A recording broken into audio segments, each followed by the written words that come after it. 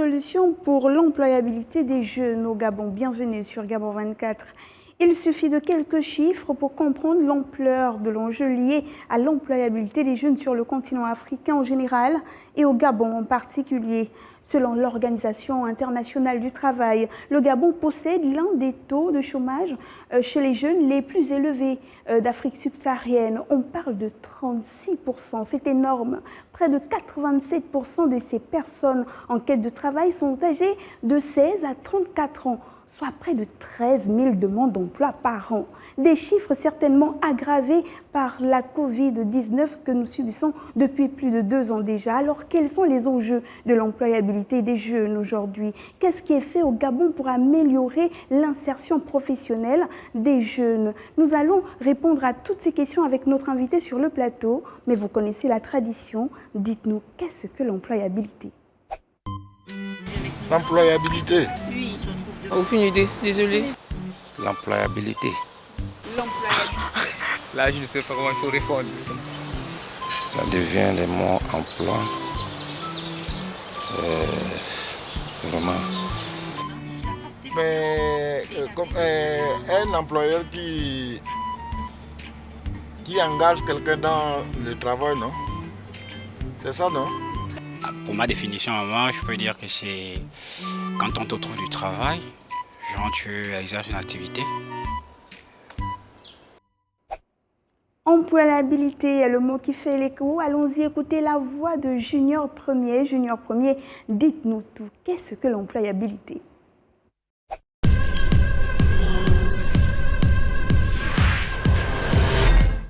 Bonsoir à tous. Selon l'Organisation internationale du travail, l'employabilité est l'aptitude de chacun à trouver et conserver un emploi, à progresser au travail et à s'adapter aux changements tout au long de la vie professionnelle.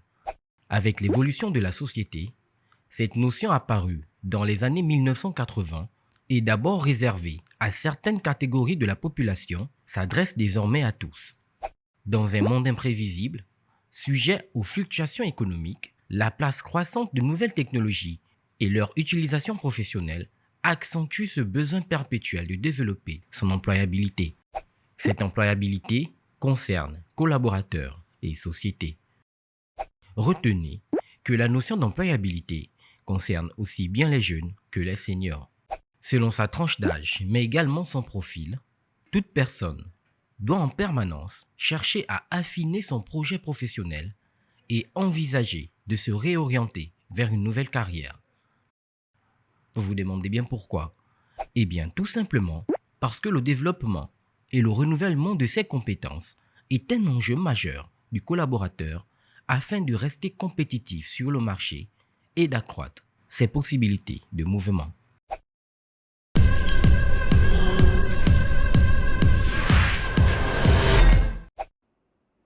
Sur le plateau de Gabon 24, nous recevons Hans Landry Ivala. Vous êtes chef de la Task Force Programme de facilitation d'accès à l'emploi. Bienvenue sur notre plateau. Merci, bonjour. Alors dites-nous, avec le taux élevé de scolarisation qu'on a au Gabon, comment expliquer la situation du chômage que nous vivons actuellement? Merci. Il faut comprendre que, on va dire à l'absolu, même si tout le monde était bien formé, il se peut qu'il y ait encore du chômage. Donc il est quand même important de comprendre que nous pouvons modéliser le marché de l'emploi. Et ça, ce n'est pas uniquement au Gabon. Ce que je vais indiquer ici sous forme de modélisation concerne l'ensemble des pays. Il faut comprendre qu'on peut modéliser le marché de l'emploi, notamment la zone de chômage, comme un bac, comme un récipient qui, pour le vider, parce qu'il faut bien le vider, il ne faut pas que ça explose, il ne faut pas que ça déborde. Et personne n'a intérêt à ce que ça déborde. Donc pour le vider, nous avons essentiellement 3 robinets. Et là, quand je le dis, ce n'est pas uniquement pour le Gabon, c'est pour l'ensemble des pays. D'accord. Le premier robinet, c'est celui des emplois publics, on va dire la fonction publique. Et nous avons, pour des raisons peut-être politico-sociales, nous avons pendant longtemps ouvert ce robinet plein pot. Et nous savons aujourd'hui que notre fonction publique a un effectif pléthorique avec certainement des personnes qui ont été recrutées sans vraiment une expression du besoin. Et nous sommes en train, depuis quelques années, de corriger le tir. C'est pour ça qu'il y a eu un gel des recrutements, tout simplement parce que, on va dire, la charge financière sur les finances publiques devenait insoutenable. Et donc, nous voyons bien que ce robinet, il y a quand même un levier de l'État qui, si désormais il y a un besoin et qu'il y a un poste budgétaire, les personnes seront recrutées. Pendant longtemps, c'était vraiment la voie la plus utilisée pour pouvoir trouver un emploi au Gabon. Il y a un deuxième robinet, c'est le secteur privé. Et ce secteur, ben, écoutez, ce n'est pas de la philanthropie. C'est vrai qu'aujourd'hui, on parle d'économie sociale et solidaire, mais à l'origine, une entreprise est d'abord là pour faire des profits. Et si une entreprise recrute, ce n'est pas pour les beaux yeux de l'employé, c'est tout simplement parce qu'il y a un besoin, il y a un poste de travail et elle a besoin d'une compétence. Voilà pourquoi elle est prête à payer un salaire. Et nous avons un troisième robinet qui est celui de l'auto-emploi ou des professions libérales déjà. Il y a un certain nombre de professions libérales, mais on va parler de l'auto-entrepreneuriat. Et là, malheureusement, c'est un robinet qui n'a pas fait large écho pendant plusieurs années. Et depuis quelques années, avec les différentes initiatives, toute la politique publique pour encourager justement les jeunes et les moins jeunes à s'orienter vers l'entrepreneuriat, nous avons fait de la promotion de l'entrepreneuriat et nous voyons quelques fruits aujourd'hui. Et nous-mêmes, l'ONE, nous avons un incubateur, la maison de l'auto-entrepreneur. Nous avons énormément d'initiatives. Vous avez énoncé les 3 robinets et tout de suite on comprend ou on essaie de comprendre le lien qu'il y a entre éducation, formation et accès à l'emploi. Mais dites-nous-en un peu plus et rappelez-nous quand même aujourd'hui quels sont les enjeux de l'employabilité. Très bien. L'important, c'est de comprendre le marché, de savoir ce qui se passe et d'avoir la bonne attitude. Maintenant, l'enjeu, effectivement, c'est de pouvoir arrimer les besoins du marché, on va dire les produits du système éducatif et les besoins du secteur productif, ce qu'on appelle l'adéquation formation-emploi. Donc, c'est deux notions qui marchent ensemble, on va dire ça comme ça. Donc, une formation de qualité concourt effectivement à favoriser l'insertion professionnelle. Encore faut-il que nous regardons aussi la question du nombre, de la quantité. Si je prends un secteur, si dans les banques, par exemple, ils ont besoin de 20 comptables et que nous produisons 50 comptables qui cherchent à aller dans le secteur bancaire, vous voyez bien que vous avez 30 comptables qui ne pourront pas entrer dans le secteur bancaire. Par contre, ça ne veut pas dire que ces comptables ne peuvent pas peut-être créer leur activité. Vous voyez, donc on revient toujours à cette soupape, cette voie qui est intéressante parce qu'elle offre énormément d'opportunités. Vous savez, les 2 premières voies, que ce soit la fonction publique, que ce soit dans le secteur privé, il faut arriver à concilier l'offre et la demande. Et là, nous, on a envie de comprendre, puisqu'il faut concilier l'offre et la demande, c'est qu'il faut comprendre le marché de l'emploi. Exactement. Ce marché de l'emploi au Gabon, c'est quoi ses spécificités finalement? Très bien. Donc, c'est un marché, bon, on va dire, il y a des entreprises historiques qui sont là et qui garantissent des longues carrières, voilà, donc, notamment dans le secteur primaire, donc l'exploitation de matières premières, vous partez dans les entreprises minières, les entreprises, on va dire, pétrolières, ainsi de suite. Vous pouvez rentrer à 20 ans et vous pouvez sortir à 60 ans. Donc ça, c'est les entreprises, on va dire, traditionnelles. Mais après, aujourd'hui, il y a tout le secteur des services. Et là, il faut être innovant. Il y a des start-up, il faut créer, il faut penser à innover parce que le marché est concurrentiel. Et ces entreprises qui auront besoin de vos services vont demander toujours, on va dire, une innovation. On va demander un avantage concurrentiel. Donc, vous devez être au fait de tout ce qui se passe, qui bouge. Il y a aussi énormément, on va dire, de contrats nouveaux. Il faut s'intéresser à tout cela. Donc, le marché de l'emploi est assez complexe. Mais je reviens sur le demandeur d'emploi. Ce qui est difficile à comprendre, c'est que quelqu'un qui se dit diplômé se retrouve 2 ans, 3 ans à attendre à la maison qu'une opportunité arrive via l'ONE ou via la fonction publique. Il y a un problème. Non, il y a énormément d'opportunités. C'est d'abord sa responsabilité de dire que si tu ne trouves pas un emploi, tu peux en créer un. Mais le problème, c'est que nous, on nous a demandé d'aller à l'école, de suivre des formations, d'être sage à l'école, de faire partie des meilleurs. On l'a fait, malgré cela, on se retrouve à la maison sans emploi. Est-ce que finalement, l'enjeu aujourd'hui, avec cette réalité-là sur le marché du travail, n'est plus de former pour former, mais mieux former, changer les offres de formation? Vous savez, l'État a investi 166 milliards dans la formation professionnelle. Vous avez une réhabilitation de l'ensemble des plateaux techniques des écoles de formation professionnelle et d'enseignement technique. Vous avez des nouveaux centres de formation, dernière génération, des centres internationaux multisectoriels de formation et d'enseignement professionnel, en Coq, à Vengue, au niveau de Tchengue. Oui, l'État a fait sa part. Mais dans la réalité, si la personne qui part se former, se dit que je vais me former parce que je dois forcément trouver un emploi salarié quelque part, c'est là où il faut être vrai, il faut avoir un langage de vérité. Tout le monde ne pourra pas trouver un emploi salarié. Il faut qu'on comprenne que parmi les voies d'insertion, au-delà de l'emploi salarié, il y a aussi l'auto-emploi. Une entreprise qui a un besoin.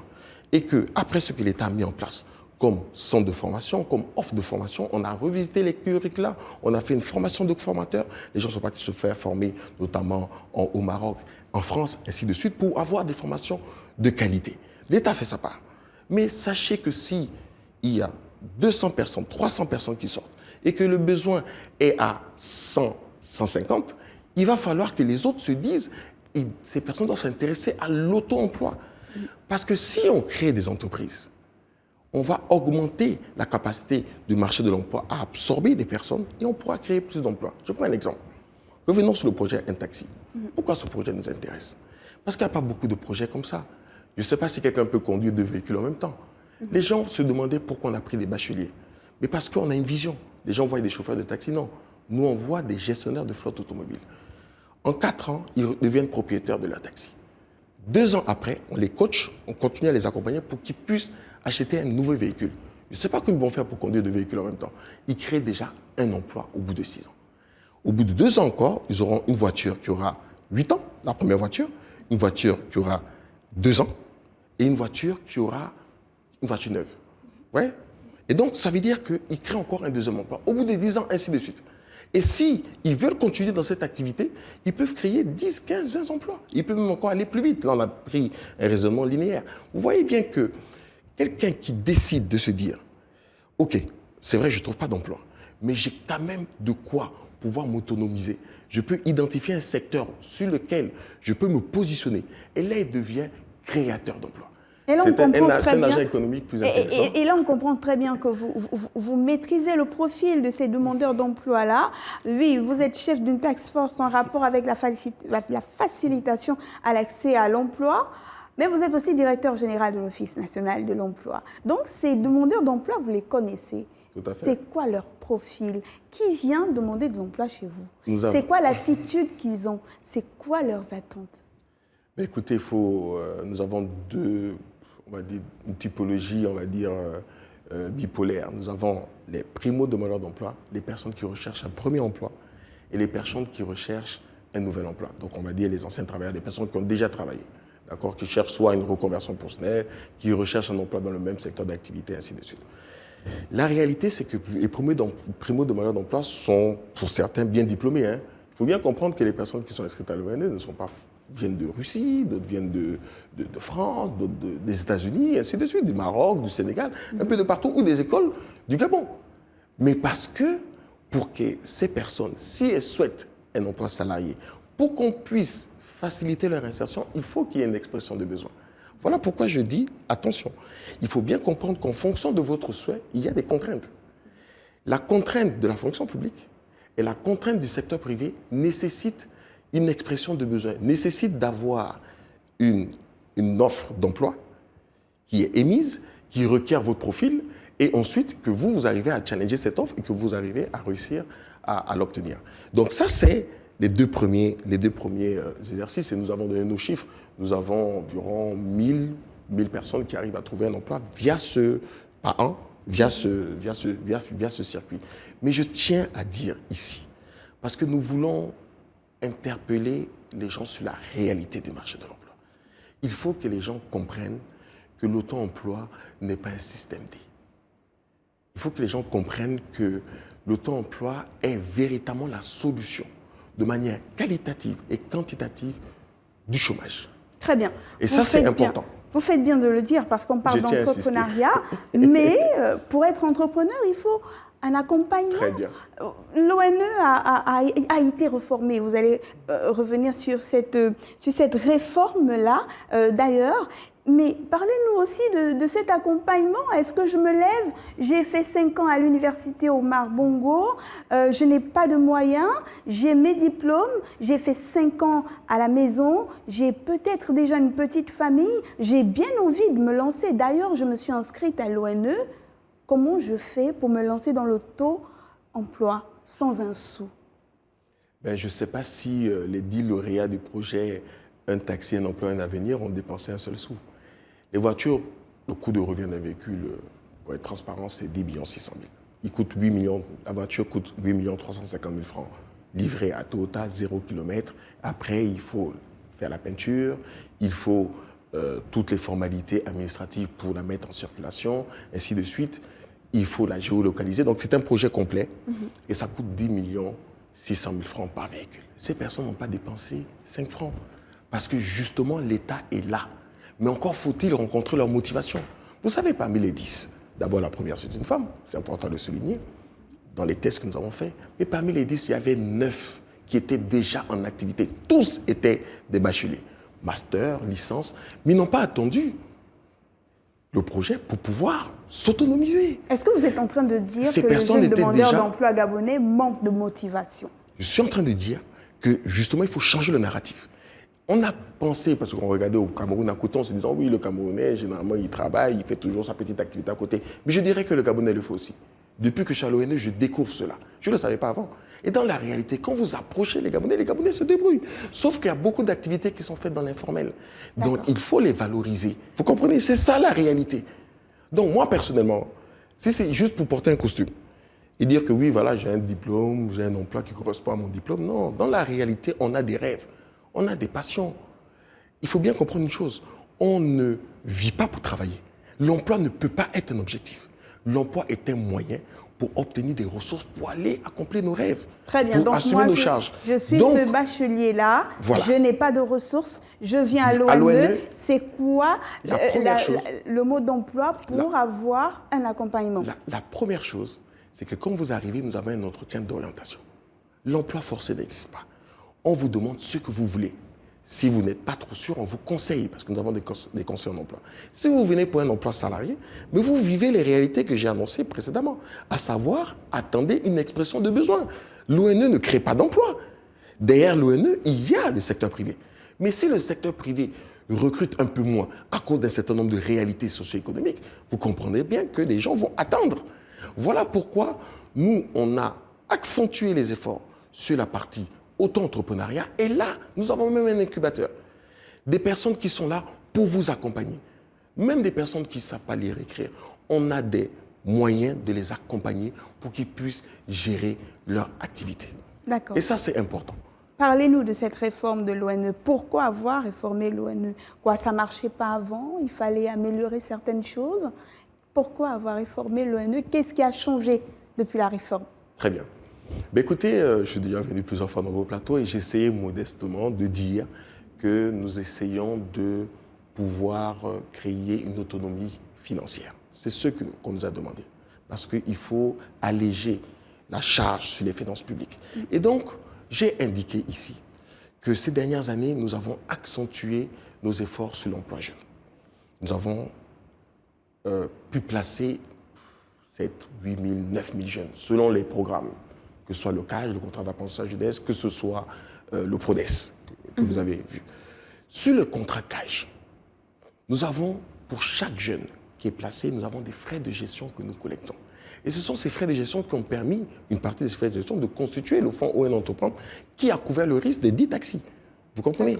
Ensuite, nous avons aussi créé une agence d'intérim, ON Intérim, qui a permis justement d'accompagner l'employabilité des jeunes. Par exemple, nous avons un partenaire, Agriver, je crois, dont le propriétaire est M. Wenceslao Mamoudou, qu'on connaît, le politologue, et qui fait dans l'aviculture, donc l'élevage de poules, et qui, grâce justement à l'activité de ON Intérim, on arrive à financer 4 jeunes, on va en financer 30 d'ici 2023, 4 jeunes qui ne connaissaient rien, mais qui avaient exprimé le besoin d'apprendre l'élevage de poules. Et donc, on leur donne une allocation de 80 000 francs par mois, on les déclare à la CNSS. Aujourd'hui, le maître artisan, donc M. Mamoudou, est satisfait et il est prêt encore à prendre d'autres jeunes. Et donc, vous voyez bien qu'on a fait un certain nombre d'initiatives on va dire un peu de manière expérimentale. Et les plus hautes autorités, notre ministre de tutelle, Madame Madeleine Elmébert, a pensé qu'il était bon maintenant de le mettre dans le marbre. Donc, cette réforme consiste en fait à institutionnaliser ce que nous faisions, on va dire, dans le cadre de nos activités. Voilà pourquoi cette réforme va fonctionner. On lui donne un coup de pouce. Je prends un exemple. Avec le CAGE, c'était des négociations. On faisait entre 1800 et 2000 CAGE par an, contrat d'apprentissage jeunesse. Avec la réforme du Code du travail et la réforme de l'ONE, où on gère l'ensemble des contrats jeunes qui sont définis dans le Code du travail, avec cette obligation de 5% pour toutes les entreprises de plus de 20 salariés, on va faire environ 4000 par an. Vous voyez bien qu'on double les effectifs. Si on double les effectifs en termes de contrats jeunes, on double les ressources en termes de frais de gestion et on double les accompagnements en termes d'employabilité. Vous posez des actions pour aider les jeunes à insérer le milieu professionnel, à s'autonomiser financièrement, à vivre l'inclusion financière. Vous êtes très fiers du projet Un jeune, un taxi, mais certains disent c'est 10 taxis. Et vous avez entendu les chiffres de l'OIT. On s'arrête aux 10 taxis. C'est quoi la suite après? Le minimum, c'est 90 taxis. J'ai des bonnes nouvelles. Il y a des discussions qui sont très avancées. On a Comilog qui va en prendre quelques dizaines, on va dire. Je vais pas donner les chiffres, laisser aussi la primeur à ses partenaires qui nous accompagnent depuis un bon moment de pouvoir avoir la primeur de l'information quand elle sera véhiculée. Mais on aura ce projet qui va s'étendre du côté de Mwanda, Mounana, Bakumba et Franceville dans les mois à venir. D'ici le mois d'août, vous en entendrez parler. Nous avons encore d'autres partenaires financiers qui sont déjà d'accord pour pouvoir accompagner. Il y aura 90 taxis cette année, minimum. Pas uniquement à Libreville, il y en aura 35 dans le Grand Libreville et on va toucher les autres provinces. Mais prenons l'exemple. Et c'est ça qui est important, parce que souvent les gens se demandent, mais il y a des provinces qui sont oubliées. Je suis venu ce soir vraiment pour avoir un langage de vérité. Je vous ai dit que le coût de taxi, c'est 8 350 000. Est-ce que si on envoie un taxi à Tchibanga, le coût va changer? C'est le même coût. On l'a payé à 8 350 000. Mais à Tchibanga, la recette, c'est 10 000 francs par jour. Ce n'est pas 22 000 francs. Vous comprenez? Donc, quelle va être la solution? On n'a pas 10 000 solutions. Soit on augmente la durée de remboursement, soit on augmente... Vous voyez, c'est compliqué. Donc, il y a le modèle économique de Libreville n'est pas forcément transposable. Donc, ce sont ces réalités qu'il faut regarder. On comprend que c'est un secteur que vous maîtrisez tellement bien. Oui, vous parlez des actions du gouvernement. C'est un secteur qui est intéressant parce qu'il crée de l'emploi rapidement. Bien sûr, et fait avancer l'économie, surtout qu'on parle beaucoup du PAT en cette période de crise sanitaire due à la Covid-19. Donc, le gouvernement pose des actions, l'ONE accompagne le gouvernement, mais comment on fait pour évaluer l'efficacité des mesures politiques dans la lutte contre le chômage, finalement? On évalue ça comment depuis? Retenons une chose. Notre souhait, c'est de tout mettre en œuvre pour pouvoir permettre à chaque Gabonais de trouver un emploi décent. Parce qu'un Gabonais qui trouve un emploi, c'est un agent économique qui participe à la richesse de l'État en payant l'impôt. Donc, on fait le maximum. Mais on va rencontrer une barrière. C'est la mentalité. Anse Landry-Valin, on ne vous laisse pas partir sans vous poser la question de l'internaute. C'est celle de Simon, quelque part à Libreville. Il dit, que faites-vous de ces demandeurs d'emploi qui ont déposé des demandes depuis à l'ONE, mais qui n'ont toujours pas reçu de réponse, puisque vous privilégiez les nouveaux bacheliers? Il a tout à fait raison. Et c'est pour ça que je tenais à dire à l'entame de mon propos que pour ceux qui recherchent un emploi salarié, parce que visiblement c'est ça, ils déposent un dossier parce qu'il sait qu'à un moment donné, s'il y a une opportunité, un employeur va venir le chercher. D'accord? Mais s'il questionne le monde du travail, il va se rendre compte qu'il y a déjà sur le marché du travail énormément de profils expérimentés dû au fait qu'il y a eu des mesures de licenciement, des mesures de restructuration d'entreprise. Et ces personnes qui sont opérationnelles, souvent, passent avant les primo-demandeurs d'emploi, les personnes sans expérience professionnelle. Voilà pourquoi l'ONE n'est qu'un intermédiaire, mais nous allons disparaître un peu plus ces prochaines semaines. Nous allons laisser plus de place aux principaux acteurs, à savoir les personnes à la recherche d'un emploi et les entreprises qui recherchent des profils, en ayant une digitalisation complète de nos services. Et là, les gens verront que ce n'est pas l'intermédiaire qui pose problème. C'est que si le marché n'a pas besoin d'un profil A, et que la personne recherche toujours une maison rouge alors qu'il n'y a pas de maison rouge, mais finalement, le problème, c'est elle. Et donc, c'est pour ça que cette personne doit se dire, je n'ai pas ces compétences, je n'ai pas ces talents uniquement pour aller travailler pour quelqu'un. Je peux identifier une opportunité, je peux identifier un besoin et proposer une solution et me faire de l'argent. Merci beaucoup, Hans Landry. Voilà, je rappelle que vous êtes le chef de la Task Force, programme de facilitation d'accès à l'emploi. Merci d'avoir répondu à l'appel de Gabon 24. Alors, la crise économique qui se vit actuellement a très sévèrement touché les jeunes. Ces jeunes ont besoin d'être accompagnés parce que ce sont eux l'avenir de demain. C'est eux l'avenir économique des pays, des continents, du monde entier. Mais pour cela, il va falloir des mesures durables, inclusives et surtout efficaces. Merci d'être resté avec nous. Surtout, n'oubliez pas que le temps de la réflexion est une économie de temps. Au revoir.